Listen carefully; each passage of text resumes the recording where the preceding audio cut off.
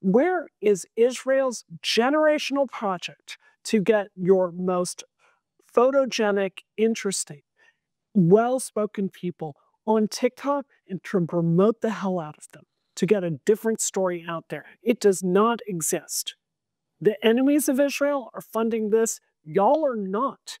And neither are American organizations. There's got to be a generational project to educate the American people, especially young people, the same way there was a project in 1948 to help Americans understand we need to recognize Israel. Hello and welcome to State of the Nation. I'm Eylon Levy. Over the past year, the battle lines have been drawn. Not only in the Middle East, not only between the West and its enemies, but also of identity politics within the West. And as many progressives have been pinning their flag to Hamas, many others think that's madness. Or in the words of Representative Richie Torres here on the podcast, it's never a good idea to stand with people who would kill you. My guest today is Brianna Wu, the Executive Director of Rebellion PAC, Democratic Political Operative, and software developer. She's a trans activist, and that makes her a minority within a minority, as a transgender person who vocally supports the State of Israel and its fight against its terrorist enemies. Together we discuss the growing madness within progressive circles supporting the most regressive regimes, how Israel can build alliances among other minority communities, and this was the point that I found most fascinating: why she thinks that Israel and Zionism are the perfect antidote to toxic identity politics, and what story Israel needs to tell about itself, about taking control of its own destiny, of standing up to the bad guys and taking responsibility, that she believes should inspire minorities the world over. This was a fascinating discussion, a great conversation, and I hope you'll enjoy it. Let's dive between the lines and beyond the headlines. Breaking news out of Israel this morning. Shocking hostage taking. Hundreds of Israelis are dead. I want to bring in Israeli government spokesman. Eylon. What happens when the 4-day pause? How do you resolve this? Where does this go? Brianna Wu, welcome to State of the Nation. I'm such a huge fan of yours. This is a professional honor. Thank you for inviting me. I'm so glad to have you, and we're filming here with the library behind us for those who are watching on YouTube, because we are at the Chabad House at Harvard. Yeah. I think the fact that I'm filming a podcast with you in Chabad House is a reminder that actually this war has taken us both to places we never thought we were going to be. I'm actually really glad to meet, because I have a little confession. Yes. Until you walked through the door, I wasn't sure you were a real person. Really? Can you guess why? No, I have no idea. Because after October 7th, we were tearing our hair out going, how are all these progressives standing with Hamas? This is crazy. And then suddenly you popped on my Twitter feed. As someone says, I'm a progressive, fellow progressives, you're lunatics. Why are you standing up for a terrorist organization that would have us dead?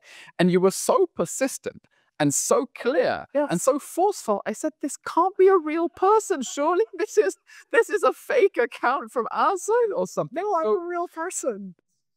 Who are you? Where did you come from? I came from Mississippi, which is a state that, with the 1964 Civil Rights Act, I just grew up in the aftermath of slavery and trying to bring people together, right? And the commitment to civil rights is a fundamental part of who I am. I rose to the national scene a decade ago fighting for women's rights in the tech industry. So after October 7th, everything happened, and I'm completely going to be honest with you. I supported Israel in kind of a vague, we talk about this every 4 years, but I didn't really dig super deeply into the conflict. And when everyone I knew was on one side of it and everything I thought I believed was on the other, I really felt a responsibility to dig deeply into this and educate myself. And it's just amazing to me, because I think anyone that looks honestly at the history of Israel since 1948 is going to see directionally Israel has been on defense, and directionally there's a genocidal project to slaughter Jews. It's very obvious if you take a fair look at the history. So I don't know why my fellow progressives won't do this. It's very surprising. Well, that was the question I wanted to ask you. Why how did we get to a point Yes. where being anti-Israel has been lumped together with all these other progressive causes, when to me, it just sounds so obvious that Israel should be a progressive cause. What was your moment? You said you were vaguely sympathetic to Israel before, but what was the moment the penny dropped and you looked around and said, this is crazy? Yes. What is my movement doing? When, and I don't mean to get emotional here, but the video of the young woman in the back of the Jeep and her pelvic area is covered with blood. Levy. And I had friends of mine telling me there was no evidence that she was raped and denying what was very clear to me. And you've got to understand, I feel very strongly about feminist issues and women's dignity. I grew to be a national figure advocating for women to be treated better in the technology workplace. So I'm looking around at my friends and I'm going, are we justifying rape? What the hell are we doing, guys? This makes no sense. So, it really was a moment that I had a crisis of conscience, if that makes sense to you. You've spoken about this conflict as being actually pretty morally simple. Of course it is. Why? So, look, obviously, if you're going back to the history since 1948, you could write 30 doctoral theses on it, right? Highly contested history back and forth. I've drawn a conclusion, but I think someone could reasonably look at it and come to a different conclusion. I think there's so much of a tendency, in my view, when you try to talk to non-Jews about this, that the tit for tat and this side says that, I think it just is not productive. And when you really get down to it, this is so simple. You've got 400 million Arabs in this region that are trying to genocide 7 million Jews and the 2 million non-Jews in Israel. They're brought together by this political project. You've had 6 wars and countless skirmishes started by other people to do that. So I think when you're really, when you ask me, Brianna Wu, are you a Zionist? Of course I'm a Zionist, because the alternative to being a Zionist is being someone that wants us Jews genocided. This is the easiest moral call you could possibly imagine. So I just don't understand why other people can't see this. And I very much hope, of course, that it's not 400 million people who want us dead, and that in these countries there are people who actually do not support the lunatics who have hijacked that country, particularly in Lebanon, that is hijacked. But that doesn't change the fact that we are surrounded by, anti-Zionism nowadays. It's not an intellectual argument. It isn't a theory. There is a political project that is surrounding Israel with missiles in order to destroy us and kill us. The question is, which side are you on? And so you say you don't understand why people don't see that. Why don't they? So I think that there has been a seed that was planted in American culture 20 years ago, in the aftermath of 9/11. And I think there are some very dangerous ideas that have come to fashion on the left and in the Democratic Party. And, I don't support the Iraq War. I think, Hamas rose to power in Gaza, directly because of Bush's decision to invade Iraq, in my view. Why? What's the connection? Because it took away the buffer state and it just allowed all of that to flourish. So in my view, so much like the aftermath of the Iraq War in this country, we came to the conclusion that America standing for anything in the Middle East was always a bad idea. That was always wrong. America can do no wrong. And we didn't look at, I've got to tell you, they barely covered the war against ISIS here in this country, in the Obama years. So the American people are asleep and they do not understand. We have a clash of civilizations. You have a choice to make. Theocracy, Islamic theocracy, is on one side, and on the other, you have Western values and democracy. That means rights for women, rights for LGBT people, rights for Jews, rights for Black people, and rights for Muslims here in this country. That's the side I'm on, and I don't know where the hell my fellow Americans are.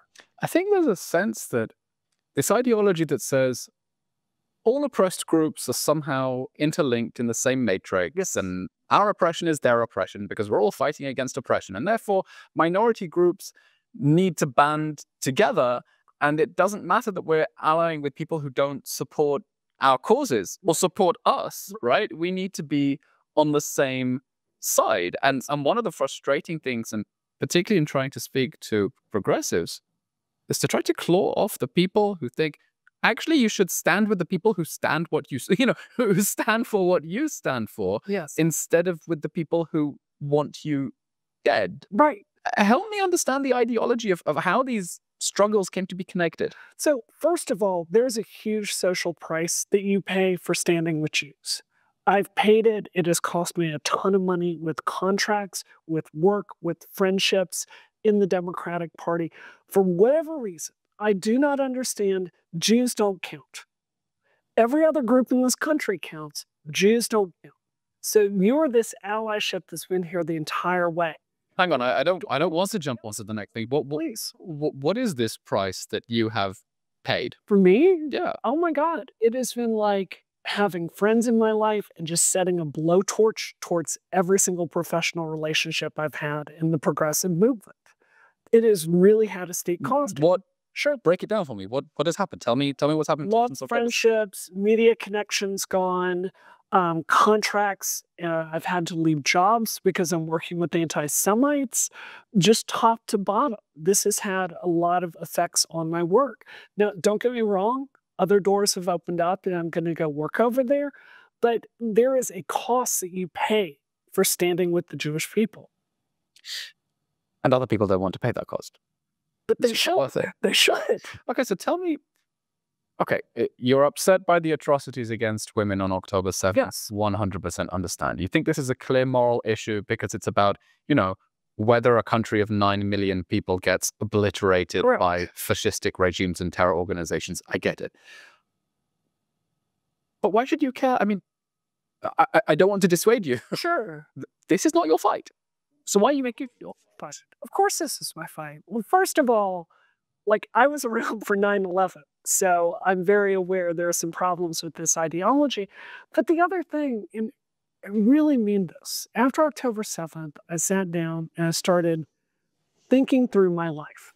And I thought about all the times where I'd needed help professionally or personally in the Jewish people that were there for me. Whether it was a Jewish doctor that helped me with very serious medical issues, or a Jewish member of the faculty that helped me in a really difficult time, or even my political work for progressives, trying to get candidates who, by the way, have betrayed Israel in the time since, but trying to get candidates elected and putting together phone banking, canvassing, or donating money. And I started to really think through what would my life have been like if this political project to genocide Jews had succeeded. My life would look very, very different today. So I really think if the Jewish people have stood for me in my darkest hour, I feel a moral responsibility to stand with y'all. This is the Holocaust. This is a modern equivalent of that kind of moral dilemma. Are you going to be silent about what's going on? Are you going to stand with people? Or are you going to do the right thing? It's a very easy decision. Yeah, it doesn't sound like much of a dilemma, does it? No, no. There are many things that frustrate me about the progressive movement's approach to Israel, and I know have been irking you as well. One of the things that really bugs me is the glorification of violence. Yes. It's not just denying atrocities on October 7th. It's not condoning them. That's right. There's a sense of glorifying them, right? It was exhilarating. Why is that? Why is there this appetite for violence almost? Do you want the political answer or the real answer? Real answer, please. The real answer is Jews are white-coated. And in progressives' mind, we are reenacting the civil rights movement of the United States, and it's brown people versus white people. And that's the simplistic ideas that are happening in progressives' faces. So violence is justified. What do you mean they're white-coded? I mean, if you're thinking about Jews because of this litany of messages in progressive world, Jews are privileged in their mind. They are the oppressors, and the innocent, Islamists are just the victims of Jewish supremacy in this region. And what was the word that you said? Reenacting? Yes. That's fascinating, because I notice how so often the argument about Israel is not really about Israel at all. When the Irish are talking about Israel, they're reenacting their own Catholic versus Protestant history. Yeah. And so it's interesting that you say that actually part of the glorification of violence here is because Americans think that they're reliving their ancestors' struggle, but doing it in a sanitized way. That's basically what's happening. Yes, that's my view. But why violence? I think that... I mean, you say the civil rights movement. Sure. Was not a violent movement. I can't justify it. I don't understand it. There is a sense of Israel, like, the fog facts and the lies as well as I do. Israel has done ABC, so if ABC are done back to them, anything is justified. Like, it doesn't matter what you say. They're just going to jujitsu flip it around. Y'all were always the victim. I feel crazy every day. Here's another thing then. Progressive discourse nowadays infantilizes the Palestinians in a way that I think is really insulting to them. It says they're victims. They're always victims by definition. Victims by definitions don't have agency. Yes. You can't criticize them for bad decisions because they can't make bad decisions, because they don't make decisions. Things are done to them. That's correct. And therefore they have the right to pursue, quote unquote, liberation by any means necessary, and no one can question them because they're not agents. That's right. What's going on there? It's a low expectations, and it is a failed idea of how to help people, right? I hope this isn't too personal to share, but 20 years ago, I dealt with addiction. I went to rehab, I got sober, I got fine. It didn't help me, people enabling me to make destructive decisions in that time period. What helped me was holding me to standards and giving me the tools to build a better life for myself. What I think is going on with the Palestinians is we're enabling a ton of bad decisions as far as the schools radicalizing people and weapons coming in. And I think until you have accountability and standards, I don't see this situation getting better. That's so important, because when we look beyond what is going to happen when this horrible war ultimately ends, there's a question of what lessons the Palestinians will draw from it. Are international leaders taking steps that are going to encourage them to conclude that terrorism is a bad strategic choice, let alone moral choice, or encourage them to do more of it? And I think so much of the world's behavior has been simply to pretend that the Palestinians don't have choices. There are always choices, but they infantilize them and pretend that they don't exist. Within progressive circles, I want to get your take on the Queers for Palestine movement. Why are you laughing? Because I want to kill people like me. It's just that simple. It's so funny. There was a video that went viral yesterday of the trans rights flag underneath the Palestinian flag, and looking at all the comments on it, and it's just all of them talking about murdering like trans people. Like it is the height of foolishness, right? I heard that there's a conspiracy theory in the Arab world. Oh, really? That the Jews are behind the Queers for Palestine movement. Why? Why, you ask? Because the Arabs, by and large, hate seeing the pride flag next to the Palestinian flag, so they're convinced that this is some Jewish plot to discredit the Palestinians within the wider Arab world. But I want to understand this because because you're clearly also baffled by it. Yes. Okay? Queers for Palestine, Netanyahu famously called them chickens for KFC in his speech, are protesting for people who would kill them. Yes. Protesting for a virulently homophobic, transphobic regime. People who are not their allies. Yes. How does this make sense in their heads? I think that, again, it is the oppressor-oppressed dynamics. And one of the things I think is really important to remember about progressives' faces is a concept called the purity spiral. So the problem is ideas in the progressive's face, you can start with a good idea, like looking at police violence towards Black people in the United States. This is a good idea. No, but it's a good idea to look at this problem and to try to come up with public policy solutions for it. The problem is, as you go along, the ideas get more and more extreme.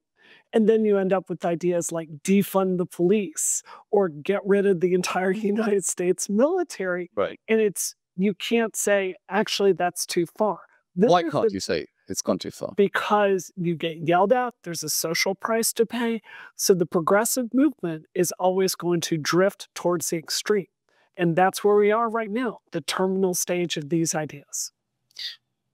But I still don't understand how when a transgender person protests for Hamas, do they not know that Hamas is against them? Did they know and they don't care? Do they genuinely, how does this contradiction make sense in their heads? I think I know why you are a little confused about this, because you are Israeli and you know what it's like in a really real way, from the rocket attacks on you to have someone over there that wants to kill you.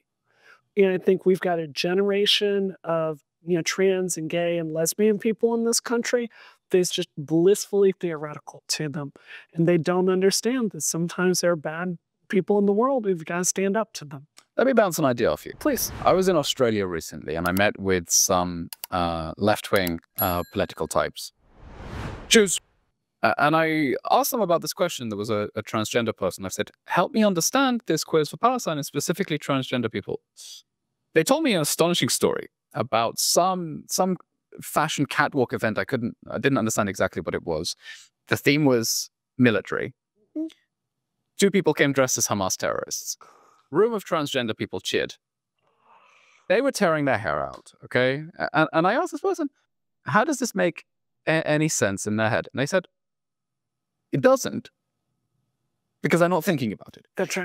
Because Israel equals bad oppressor is so axiomatic in their modern religion almost that you can't even raise the topic for conversation and you can't have the discussion to even point out the contradiction because it's so axiomatic that Israel equals bad.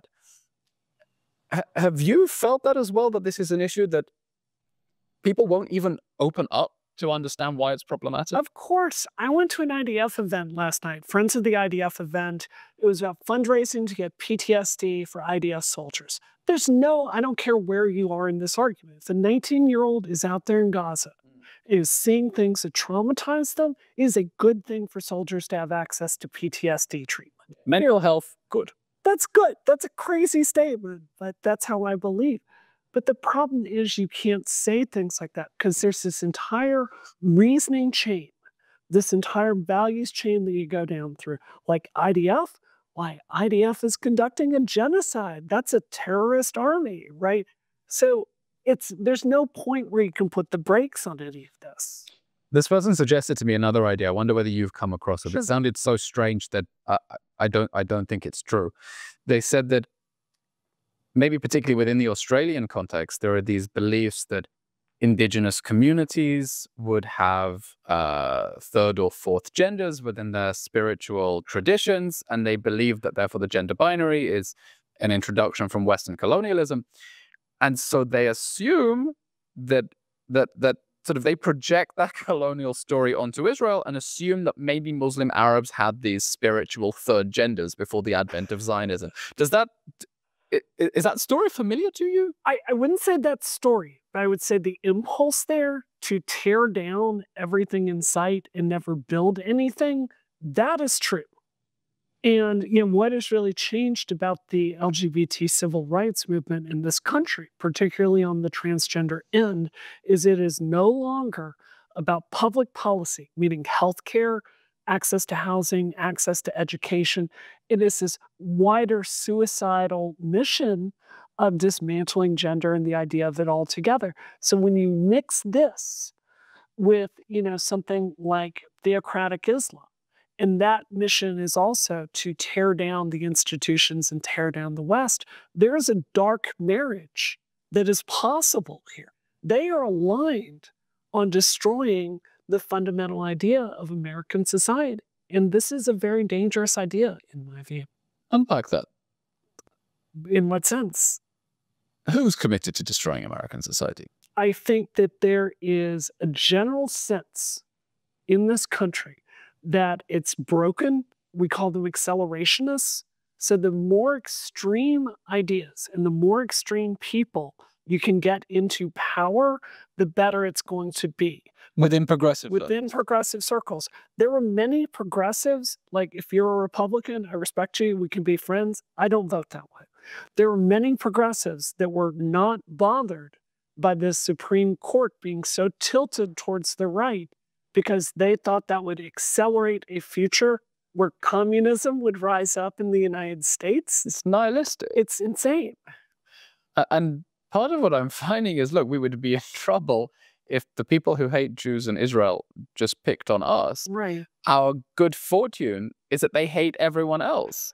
And part of our mission is to try to save your country, or by helping you understand that the nutters have gone too far and they want to tear everything down. And they see, why do they want to bring down Israel? Because when they say that, that Israel is responsible for climate change and animal rights abuses and police brutality and whatever, and they create this religion, it's really a religion that says, classically anti-Semitic, the Jews are the only thing that are standing between us and a better world. Bring down the Jews and we'll be able to get to this new world.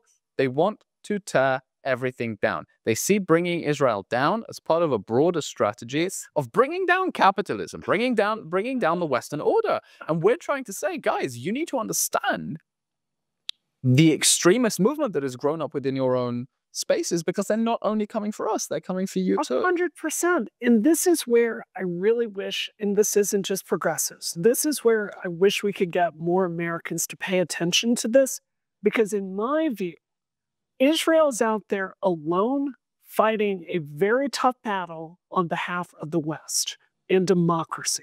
And you're tanking for the entire team.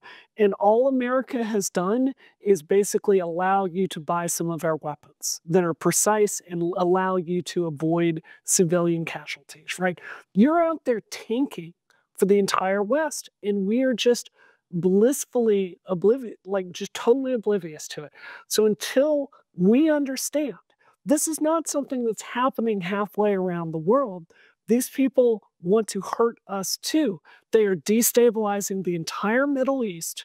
There's a consequence to that for the economy and how people are going to live all around the world. Until we can make them understand that is very important, we're not going to be able to move forward. But this is the good thing. I've had so many conversations with moderate Democrats and moderate Republicans this year. And we are so divided as a country. It warms my heart, the number of Republican friends I've made this year. We do not agree on a lot of things, but we agree in democracy and we agree on our foreign policy. And I think if there's any future for the United States, it's going to be with us coming together and standing with Israel. Do you think it helps for Israelis to point out the extent to which we're doing the world's dirty work? Yes. For it. Yes. I mean, Israel is literally taking out terrorists who are on the US most wanted list. Yes. Who have bounties on their heads. We're not asking for the bounty. We're not even asking for a thank you, but maybe we need to. Maybe some Israeli officer needs to rock up at the American embassy and say, we took him out. Where's our bounty? I think you should do that. I think it would be a good story. You had this Marine barracks bombing. When did that happen? The 80s? In the 80s. You took him out. You took him out for us. It's the Israeli. We thank you for this. Yes. The Israelis as well who targeted the port of Hodeidah, used by the Houthi terrorist pirates who are blockading the Red Sea, causing global commodity prices for hardworking families to go up because they can't go through the Red Sea anymore. And yes, the United States, has helped intercept some of those rockets, but in terms of taking the fight to the Houthis, that was the Israelis just a couple of months ago. Thank you for that. We appreciate it. We just go back to the question about the transgender and the LGBT movement specifically. Yes. So obvious to us that they should not be bedfellows. With the homophobic, transphobic, as an understatement. What do we do about it? How does Israel, the pro-Israel community, Jewish communities, how do they help disentangle this and basically stage an intervention? Sure. They're not that into you. Sure. Well, I don't know if you can help that. That community may be too far gone. No, but I'm not willing to. But I'm not willing to give up on them. But I think this is a wider conversation. And can I give Israel a piece of advice, in my point of view? Stop just talking to yourself and stop just talking to Jews.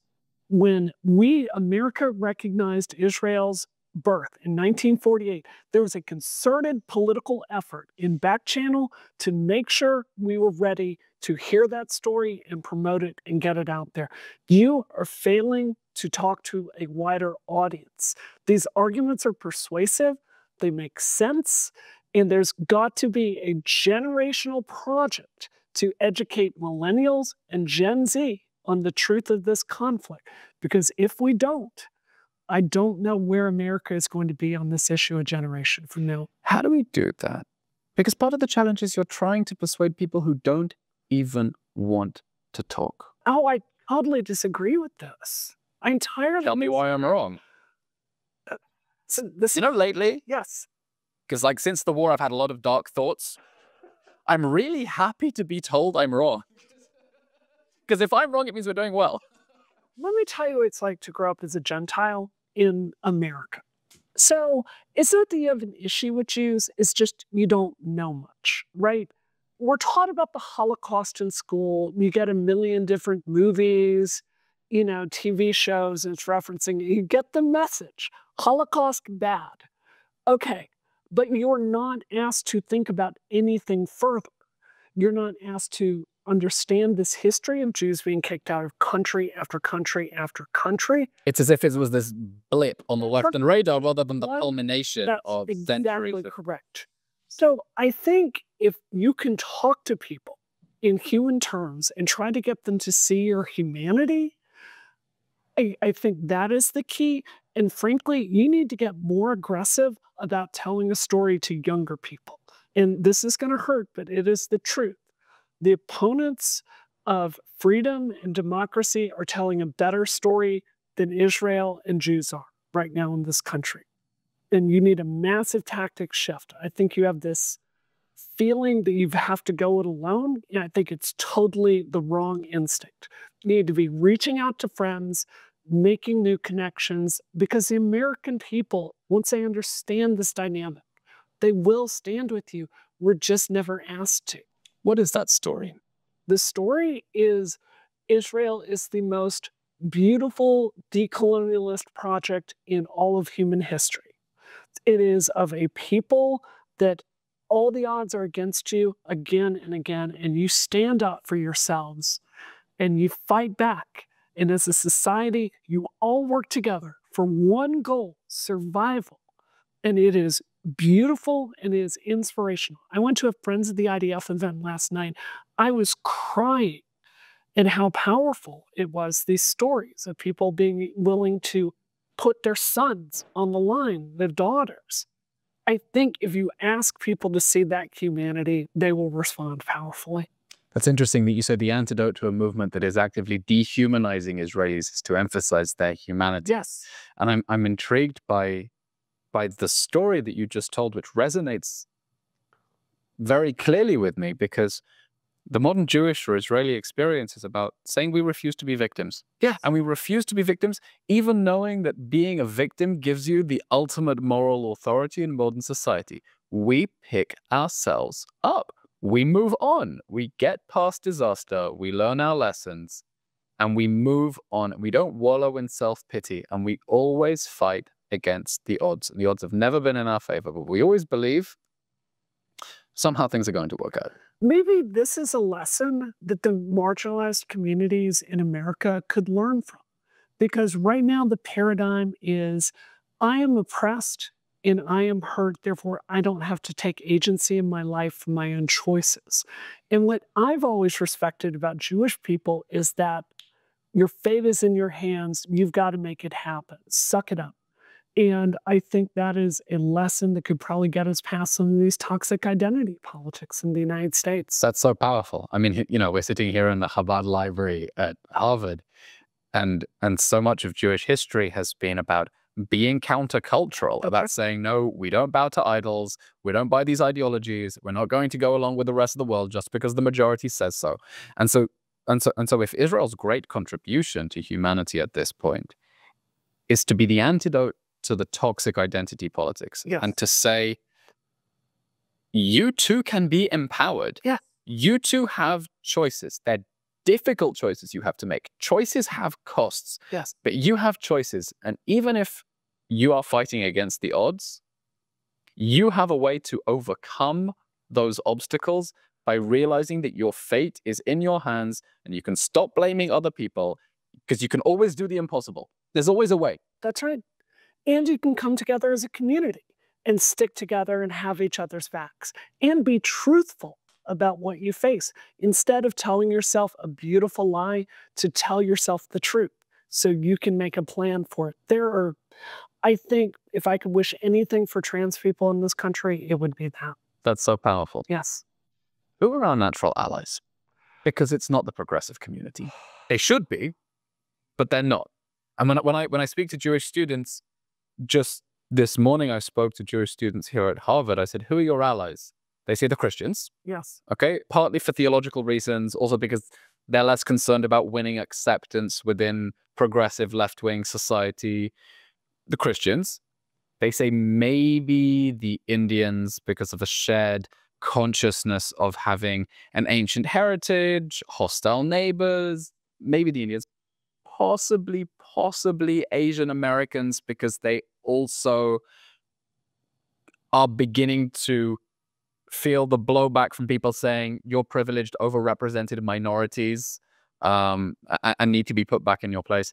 But beyond that, they're really grasping for straws. Do you think so? Yeah, they feel really alone. The Black community, I've seen the Black community very upset at the way the Free Palestine movement has gotten aggressive lately. So I think that's interesting you say that, because I spoke to Pastor Dumisani Washington recently for another episode of this podcast. He says he hates when they frame it in the language of civil rights and apartheid. He feels that it's exploiting the Black experience. Really? That the Palestinians, by standing together with Black people, they're not actually helping them, but they're trying to win credibility by saying, look, we're a social justice cause. They feel exploited. And by and large, the political leadership of the Black community has been siding with the Palestinians on this issue. Black Lives Matter, okay? I don't know if I would call them a leader. I really would. Yes. Most vocal activists. Okay. That's fair. The most vocal activist. When I think of leaders in the Black community, I think more of Jim Clyburn, to be honest with you, like these legitimate political figures. Or I'm thinking of my friend Representative Richie Torres as well, who's been such a powerful voice. But this is interesting because sometimes when I speak to students, they feel they're not even going to try speaking to other Black students, despite the obvious affinities between Jews and the Black experience, because they feel that is a constituency that has just been totally co-opted by the Palestinian side, and there's no way to make but you think it is possible to make headway? Can I tell you a story about Mississippi, my state that I grew up with?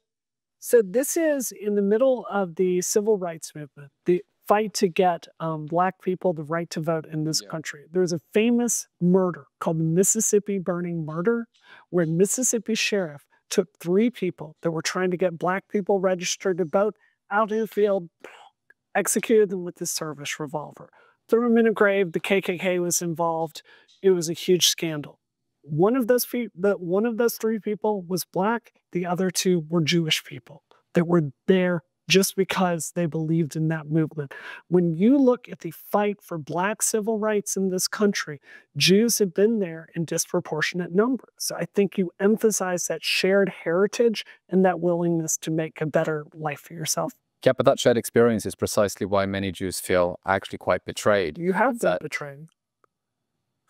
How do we rebuild that? What do you think Israel's story should be? I won't say message, because that sounds too cynical. It's, well, how do we best communicate our experience? What Israel's story should be?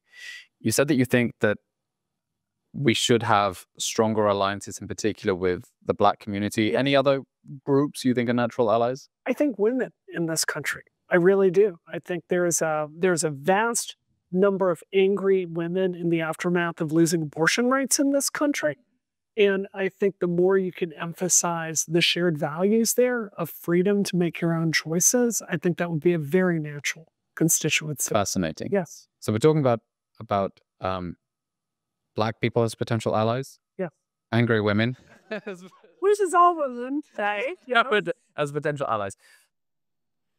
I wonder whether you have any advice or insights, because you've had these difficult conversations. Of course. How to approach difficult conversations with people who are skeptical or hostile or don't. It's not even that they don't want to get into a difficult conversation about Israel. They don't want to get into difficult conversations. It's just easier to filter things out and not get sucked into difficult conversations. How do you open up that space of having difficult conversations where you are asking people sometimes to challenge and rethink some very basic assumptions and beliefs that they have? I think, again, respectfully, I think your paradigm is wrong here. This is what I love to be corrected. This is what I think has happened. I think people are smart, and I think it's not exactly a sell to people that the Israel-Palestine conflict is complicated. I think they have been browbeaten and threatened into not expressing an opinion on there. So I think if you talk to them respectfully and answer their questions and tell them the truth, it's my experience that when you tell people the truth, they understand it. And the story the other side is telling is so simplistic and so convenient in justifying every single atrocity. I think people are smart enough to pick that up. But part of the problem is that we're not having these conversations. That's right. We're not having these conversations. We're not having these conversations face to face. Yeah. A lot of it is happening online. That's right. When I was in Australia just now, I spoke to a former politician who told me, your war isn't with Hamas. Your war isn't with Iran. Your war is with TikTok. Your war is with a platform that ultimately answers to the Chinese Communist Party, that is institutionally, systematically weighted against you. And he was in favor of actually banning TikTok, and I think they were waiting for the Americans to try to take the lead on that. Do you have any insight specifically about what we do online to challenge that poison? So I don't mean to be rude, but I'm going to disagree with you here. I agree with you. TikTok is a real problem. But the problem, yes, China has an algorithm. Yes, China is not your friend. Yes, you're right about that. But you're not powerless in this equation. There's so much money out there that that Muslim states are pouring into information warfare in this country. Where is Israel's generational project to get your most photogenic, interesting, well-spoken people on TikTok and to promote the hell out of them, to get a different story out there? It does not exist. The enemies of Israel are funding this. Y'all are not, and neither are American organizations. There's got to be a generational project to educate the American people, especially young people, the same way there was a project in 1948 to help Americans understand we needed to recognize Israel. Do you think that it's possible to win that information war and the battle for the narrative, given how far the odds are stacked against us? Yes, of course. So, forgive me for being a little superficial. But by the way, you keep saying forgive. I'm sorry if I'm rude. I'm going to tell you you're wrong. It's just, for me, this is the most natural part of a conversation, is to look someone in the face and say you're wrong. It's not rude. That's what a conversation is about. So I think, a friend of mine just got back from Israel, and she was talking about how, oh my goodness, everyone here is so attractive and fit in all of this. Like, you are a people that were born to do well on TikTok. Maybe it's the military service or the weather. I don't know. Sunshine really does people very well. Sunshine does people well. I think you could compete in this space, in my view. Fascinating. Have you been to Israel? I would love to. You haven't? Someone's got to invite. We will definitely make that happen, and you'll have to come for Shabbat dinner. I would love to do it. I want to go to Israel, and I want to talk to people. I want to use my platform to talk to your politicians about the mission we have together, America and the United States. And I want to have real conversations about how this is in the interest of democracy in the West. And I want to get that out there for the Gentiles to understand. Let's start working on it. Let's do it. You know, this year the Pride Parade was cancelled because of the war, and it was changed into a Pride assembly and a more solemn affair. But hopefully this horrible war will be behind us by then. So earmark June in your diary. Let's try to make It's crossed. Brianna Wu, thank you very much for coming on State of a Nation. Pleasure. Thank you. And that brings us to the end of today's episode of State of a Nation with Brianna Wu, filmed on location in Cambridge, Massachusetts. As always, if you enjoy these episodes, please follow and subscribe on YouTube, Apple Podcasts, Spotify, or wherever else you get your podcasts. Give us a like, give us a good review, and share the link with friends and family who you think need that dose of moral courage and clarity. I'm Eylon Levy, and thanks for watching.